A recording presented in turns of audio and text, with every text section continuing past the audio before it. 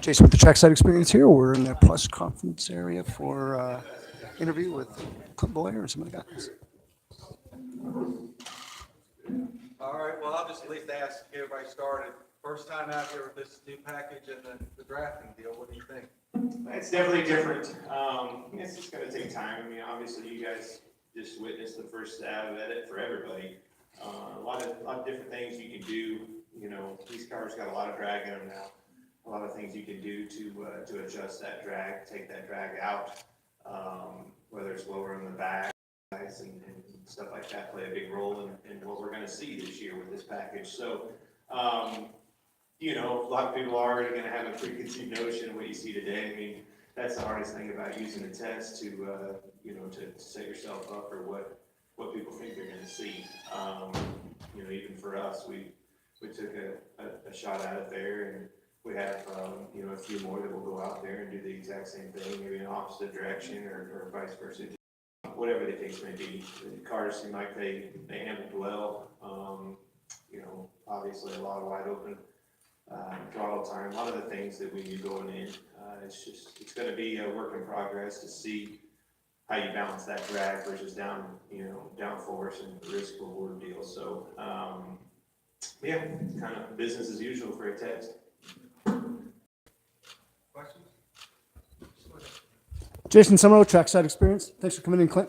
Real quick question for you. All these changes they're making to these cars, do you have personal input? Like, you know, Or no different than it's always been.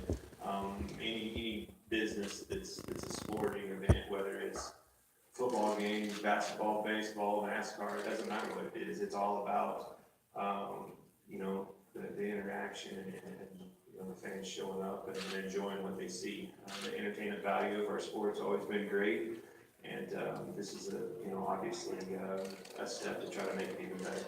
fair enough. Thanks. Brent, is there a time 10 years back or so that you can refer back to maybe show you some of the things that are going on today, or is there no? No. We come out and test like this all the time when I first started, and you know, the only difference is when you got down here for 2 days, you go race somewhere over the weekend, and then Monday or Tuesday you'd be back at the racetrack testing somewhere else. It's just amazing, you know, you walk in and obviously it's the first day of school again. You know, it's been a while since we've been in a race car. You get to feel again, you kind of get the itch, and the old smell of the burnt rubber and the exhaust and everything else get your blood flowing again. But aside from over and just see, you know, 30, 40 engineers sitting over there that you literally have zero in common with, other than that fast automobile that we're all working on trying to make it go faster. That's the only thing, you know. It's such a funny thing for me growing up in Kansas and coming from my background with dirt racing and things like that, with just going down the road with your old man and brothers and having some fun. If you could find that straggler or something to go with you and go through the punishment of the race weekend with you, you would. But now it's just such a group effort and a massive team effort when you look into these organizations and what makes those cars go around the track. Yep. Clint, how is this going to change your average weekend? Like, obviously, this is so different than what we've seen before. Like, when you're going through the pace of what you need out of a car, or what you need out of practice, or whatever qualifying is going to be like, how is that going to be different this year? Well, I think when you look at the change, you always look, you know, the positive side, and you better be looking for the opportunities within those changes. And I think there's a lot of opportunities within these changes that we're doing with our sport right now, whether it's qualifying, whether it's practice sessions.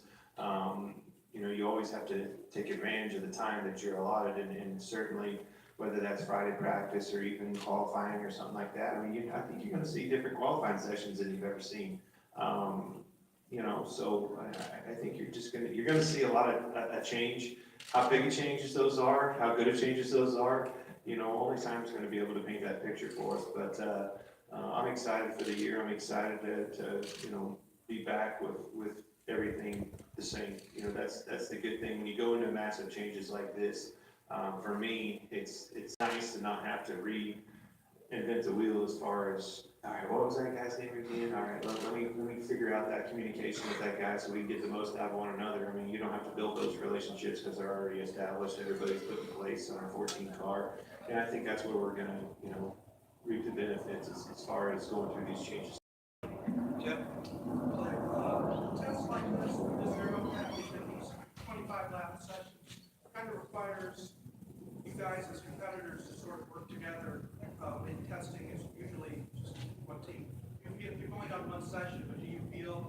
everybody's out there trying to really see how this works? Well, everybody but Kurt, but, that's, You got to not be fast. he hadn't got his monster yet. He'll get one in his next session, Jack the Bear. But it was, I think that's the thing. We're all here for a reason. We're not here selfishly for ourselves. Everybody's trying to learn as much as they can here. Obviously, that team of engineers, like I told you about, they're here to collect that data and make the most out of this situation, this opportunity of being at the racetrack out here in Vegas. But collectively, as a group, as you said, we all got to put ourselves in the right situations, the situations we know that we'll be in the race, and see how cars react, how they draft, how they push, how they Mr. Batch here. we run out of power. How they pull up to one another. What's going on here? I still got you, Clint. We got Somebody knocked the power pole down outside. Yeah, but I mean, you gotta figure all that out and collectively as a group, we owe it to our sport, these 14, 15 cars, whatever there is out here, to make sure that we go out and do all that so we can see what we're gonna do. And NASCAR, hey, it's the first test I've been to in a long time where I've seen some grass out here to get a first-hand look and an opinion on what's going on. That's important. You know what I mean? I think we're all in this together. We all are trying hard. We all have high expectations for these changes that we're doing. These are changes to be changing. We're all trying to make this sport better for our fans and everybody involved, our partners, everybody. So, this is an important test. Everybody knows that. We need to learn as much as we can and hopefully it goes down really well. The neat thing about, again, what you just saw is a lot of different variations of what we can do with these race cars on the racetrack, whether it's pulling that drag out and making that thing, go cat go and not handling the best, or go for handling and that happy medium balance is what's going to be important when we come back here to race. All right, one more Tom right there. Well, what's the difference in the input right now that you're giving from behind the wheel to the engineers, or are you giving it? I can't talk to those guys. I don't think they'll understand me anyway. No, I mean, it's all about going through changes. These guys, you gotta remember how many people go into the thought process of the planning process of when we go to these racetracks to test. We don't, these opportunities are few and far between. You gotta make the most out of them. So, a lot of planning goes into the strategy and the game plan of methodical these 2 days and trying to figure out as much as possible, quickly as possible, and put it to good use, even while we're still here, to where we can keep learning throughout these practice sessions and these draft sessions, where we're gonna call them. So, very important. This is something that, Kevin's Eric's already on my phone, and Kevin's, waiting on a phone call. They were home watching. I mean, there's a lot of people watching what's going on, because there's opportunities, within these changes, and everybody's looking for those opportunities to be the next guy to the bunch. All right, Clint, thanks for coming in. He's fired me.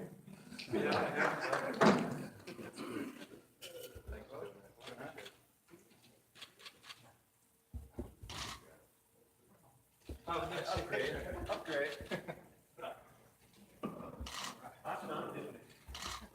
Well, it's been a good test on the Ganassi team for the different.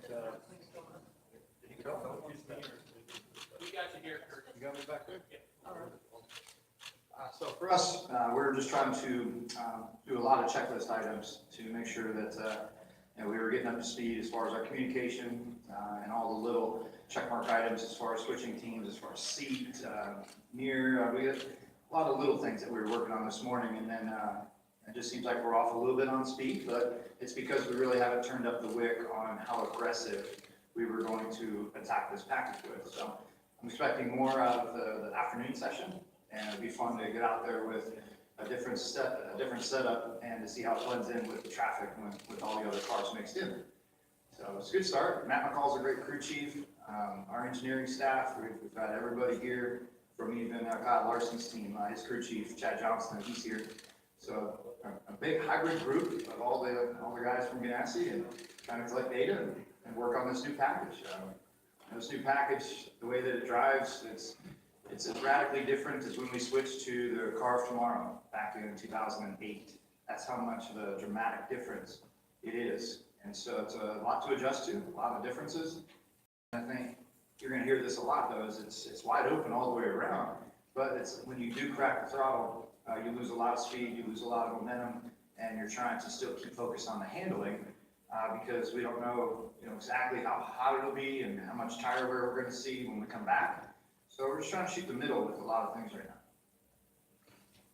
I guess we're just trying to cover as many bases as we can and then collect the data and come back. We'll come back in March. Kurt, Jason Summer, Trackside Experience. Good to see you again, sir. Yes, sir. So you came out and had some fun with the Golden Knights last year on the ice. We'll kind of skip that, but we hope to get you back out here and have some fun soon. But at the same time, I want to know what you've done in the car that makes you feel this new team is going to be the perfect fit for you, for us moving forward. It's all about team communication. I really enjoyed, the contract negotiation with Chip. It took about 30 minutes and we were done and we were off to the racetrack. It was tough trying to find that right balance with the contract before. And so with Chip, he's a racer and it's a group of racers, and just jumping in the car this morning, there's a little bit of that newness and that feel, but that's already worn off and away we go. So I just got to do my job to make sure I'm communicating as clear as I can here in the beginning to not steer off course. Fair enough. More questions? Kurt, if changes are made for fans, if NASCAR's making changes, like I alluded to, what do you anticipate this new package with new setups and all that will be better for the fans and more enjoyable for the fans, more exciting? What we're trying to do with this package is just have a better on-track product, and that is to get the car side by side, to have the draft down the straightaway, to have the drivers have the option more so than the engineers as far as where the speed comes from. So it's more of a chess game, trying to balance out this setup in this package right now, and we just have to have better racing on track, side by side action, and that big draft that we saw earlier today. I was wide open and I lost the draft in the back, and that's very similar to what you would see at Daytona or Talladega. So it's just going to happen at a 1.5 mile track versus a big track. So with the importance, like you're saying, you lost the draft, you didn't have the track position. Like, is this going to be a huge track position year?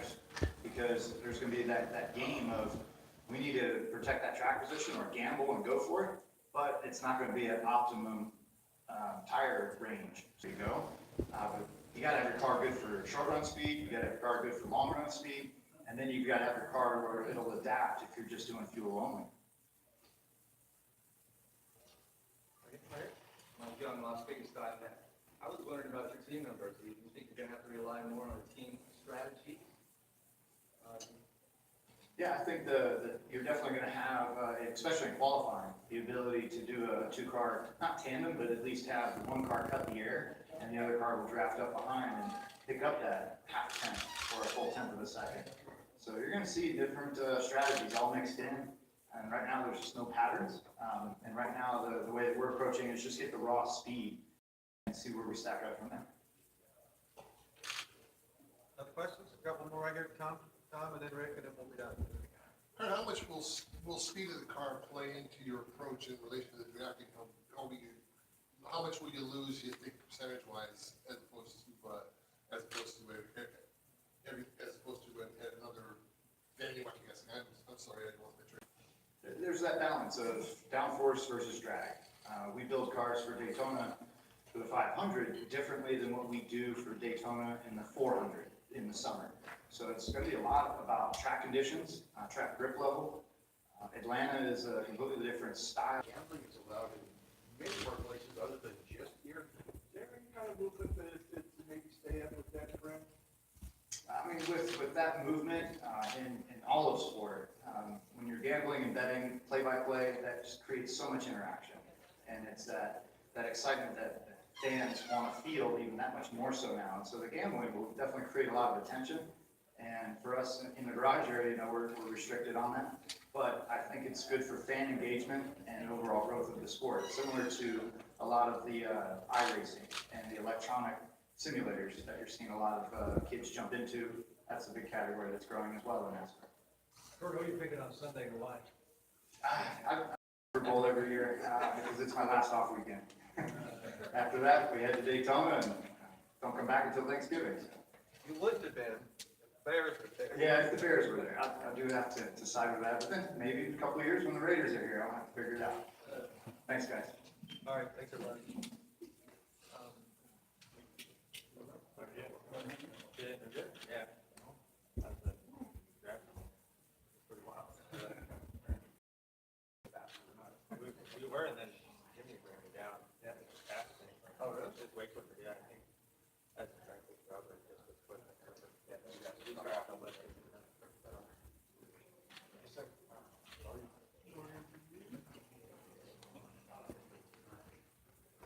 Noah Braxton join us today. Noah, if you could just talk about your experience driving, obviously, Xfinity car. What'd you think about this morning, being out there, being back in Vegas? It's cool to drive a car around this track. I've grown up over at the Bullring looking at this track, and I've been able to race 3 times here in the truck series, but getting out there in an actual car on the racetrack it was one of those moments when I drove in this morning. I was thinking, yeah, this is pretty damn cool that I'm getting to drive a car around a big track here.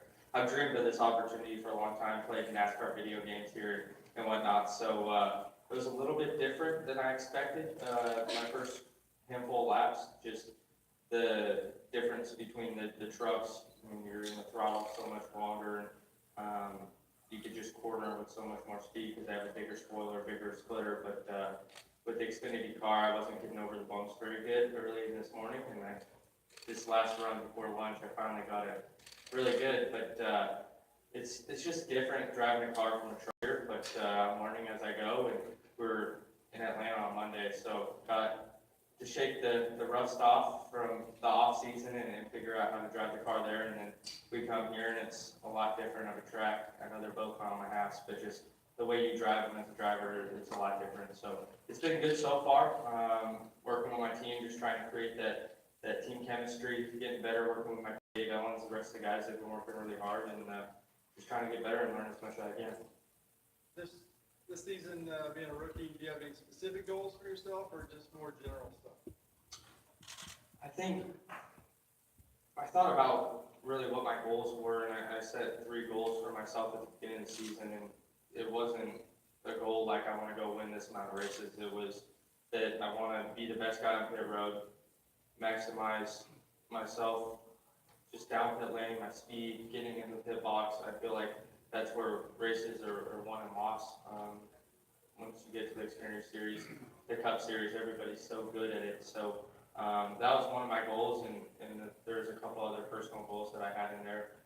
So really just to learn and grow as a person, a race car driver, as the season goes on. I feel like I'm in a great opportunity at Junior Motorsports and have a lot of great people surrounding me within Junior Motorsports, Chevrolet, and I have great sponsors to help me out to do that too. So just trying to get better as an individual is really the main focus, and hopefully we can knock off a couple wins throughout the year. I'd be really happy. Jim? Noah, you touched on, you've had a busy week this week, Atlanta, and here, not everybody in your situation should have that opportunity. How valuable is that for you starting in a new series with a new team? What are some of the things that you were looking to maybe come away from this week of on-track activity before the start of the season? The biggest thing for me is just figuring out how to drive these cars. With the trucks, you're in the throttle, I'd say the first 10, 15 laps wide open around a lot of these racetracks, and then you start to crack 20% out and you're still in the throttle 80%. And so you don't have a lot of time where you're actually out of the throttle, letting the truck roll other than really short tracks, and that's when you're using the brake. And so with these cars on these mile and a halves, it takes me more back to my roots, I feel like, because you're having to get out of the throttle all the way, wait for it, and wrap the line. And so just trying to figure out how much to get out of the throttle and how much speed I'm getting up on the flip side is really the thing that it's been the most challenging for me, just because I've been so used to that momentum style racing in the truck series. But it's been going good. I have great resources over at Junior Motorsports and studying the data and whatnot. So going back to your question on how much it helps, I think it helps a tremendous amount. It can't hurt, that's for sure. So just being able to get that seat time lapse on the track and then working with my team guys and getting a better understanding for how these Xfinity cars work is definitely a great opportunity. Jason? Noah, great to have you back in town. Jason with the Trackside Experience here. Quick question for you. Now, you left Kyle Busch Motorsports, great team, good times there. Got yourself over to Junior. What are you seeing behind the scenes that are different between the two teams, the functionality? I think they're both very successful companies and organizations. I think there are some differences on just the way they run the shop and the way they build the cars, and there's some differences that I'm starting to get used to. But overall, I mean, I don't think there's a right way to do it because they're so successful, both of them. So I was fortunate to be able to run with Kyle Busch Motorsports the past 2 years and learn from the people over there, and then I feel like it's a win-win situation. You go over to another organization like Junior Motorsports and you get to utilize the tools and assets that they put out. So just very fortunate to be able to kind of learn from everybody over there on both sides and trying to make the most opportunity. Excellent. Well, have a good 2019. Thanks. Yeah, go ahead, Jeff. So it seems like you guys started out faster than the Cup cars, but it sounds like they may have made some gains, you feel like? Yeah, I think just with the package that the Cup cars have, when you come to the racetrack for the first time, like the new racetrack, they haven't been here, you're kind of working out those schemes, you're working, and you're trying to learn. I mean, everybody's going into an open notebook, and then once you make progress, you start making better adjustments, the speed comes up and up and up on the Cup cars, and then for us, I feel like with us having a notebook already filled out and the setup's ready to go, and we've been with this package in the Xfinity Series for the past 2 or 3 years, I think it just shows that those guys were able to make gains, and I don't think that the Xfinity cars are any faster, in my opinion. I mean, Jimmy Johnson ran me down, and he was faster there at the end. The track got greasier and greasier, so with them having more downforce and bigger splitter, bigger spoiler, it allows them to corner a little bit faster. So I was watching the drafting practice. I know it doesn't really come into play with us, but I was just trying to get a better understanding of how those cars work and how that package works, and it looked pretty damn awesome for sure. Anything else? Oh, we got one more. Hi, Barry Ambrose, Trackside Experience again. With the intensity of the Xfinity Series coming up this year, do you find yourself thinking about coming back to the bullring and getting out a Super Late model during the season? I'd definitely love to. Any opportunity I get to be behind the wheel of a race car, I raced the Legend at the road course, I think the beginning of February, and then just trying to get into as many different seats as possible, and I have a great group surrounding me who allows me to do that, but really it just comes down to time and with being so busy with the Xfinity Series. I mean, going from 23 races this past year, I had a lot more off weekends to be able to go do stuff like that, and so hopefully I'll get more opportunities like that to be able to come out to the bull ring and race. But right now, my sole focus is to try and get better every time out on the racetrack in the Xfinity Series. That's my main focus, and just really focus on my team and my Chevrolet Camaro SSs. Cool. Yeah, I know the bullring fans would love to see it, but best of luck. Thank you. Anything else? All right, thanks, Noah.